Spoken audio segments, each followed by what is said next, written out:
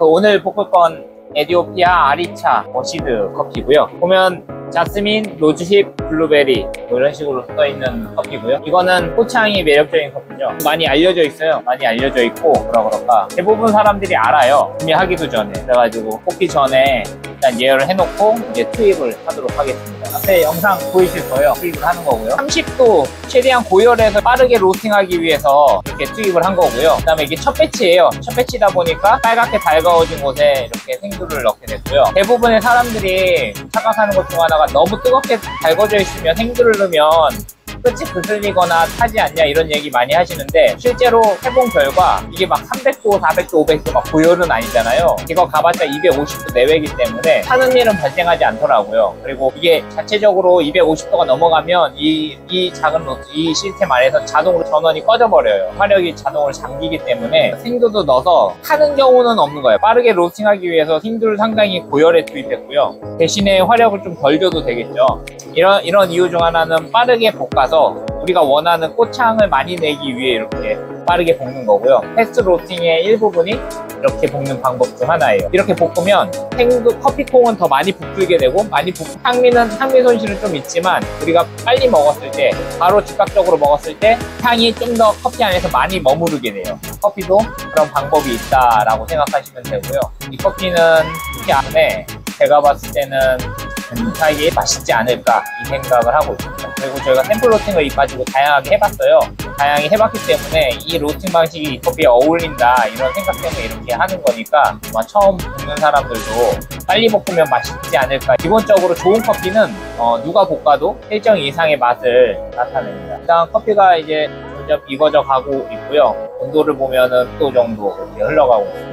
메일야드랑 뭐 여러 가지 반응들이 있는데, 메일야드 반응이 이때쯤 언저리에서 일어나요. 160도에서 일어난다고 알려져 있지만 그게 정확한 온도는 아니거든요. 그래서 정확한 온도는 이때쯤 어디선가 이루어지는 거고요. 이때 생두가 갖고 있는 여러 물질과 열 에너지가 만나서 다양한 화합물로 바뀌어서 향으로 바뀝니다. 그린색에서 점점 노란색으로 바뀌다가 결국 갈색이나 이런 것들로 바뀌게 돼요. 그러면서 이 생두는 유리와 같은 성질로 바뀌어요. 유리 아시나요 혹시? 유리가 상온에선 고체지만 뜨거운 온도를 만나면 어떻게 돼요? 막 늘어나잖아요. 그죠? 이 생두도 마찬가지로 이렇게 말랑말랑한 상태가 돼요. 그래서 꺼내보면 되게 말랑말랑한 상태가 되거든요. 이게 유리전이 온도라고 하는데, 이 온도가 있어요. 이게 215도 정도 되어 있는데, 이걸 보통 215도에 많이 맞춰놓는 로스터기들도 있어요. 네, 그때 가장 로스팅이 잘 된다. 왜냐하면 유리처럼 말랑말랑하기 때문에 뭐 그런 이유들도 있습니다.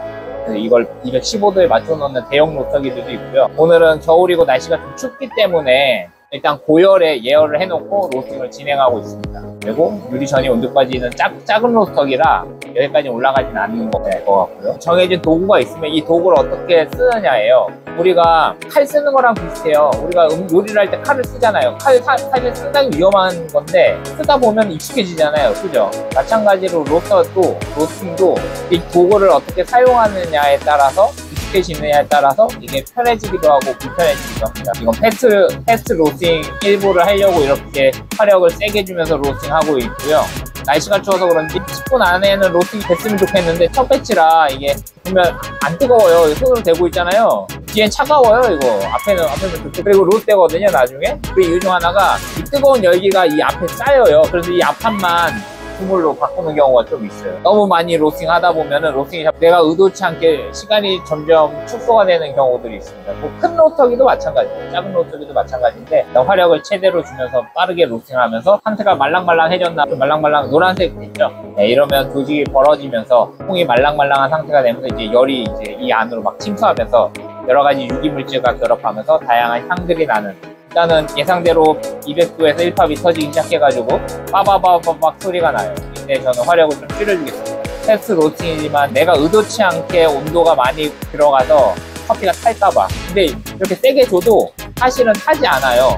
온도가 급격히 올라가지 않거든요. 이 화력만 그런 거지 콩에 들어가는 거는 조금 달라요. 근데 모멘텀을 갖고 화력은 높이 주면 어찌됐든 이 안에 전달은 되겠죠. 그런 게 있고, 이때 화력을 막 세게 준다 해가지고 막 탄맛이 난다 이런 사람들도 있는데, 제가 몇 번 해봤는데 그런 느낌이 있을 수는 있는데 그게 두드러지진 않더라. 근데 안정적이진 않잖아요. 또 대신에 한 칸씩 옮겨주면서 정성스럽게 볶는 게 더 좋은 것 같고요. 일단은 207도에서 1팝이 거의 끝나가고 있어요. 약간 화력을 세게 주면서 기다리고 있습니다. 그러면 속에 있는 유기물이 신맛을 나타내고 겉에 있는 게 단맛을 나타내니까 단맛과 신맛이 어느 정도 어울리. 꽃향도 나지만 과일 향도 나고 단맛도 나는 커피를 뽑아낼 수 있다고 생각하는 거죠. 3도 정도의 저희 도출할 거고, 이 커피는 먹어봐야 더 정확한 맛을 알 수 있겠지만 영상에서 보듯이 잘 익혀졌죠.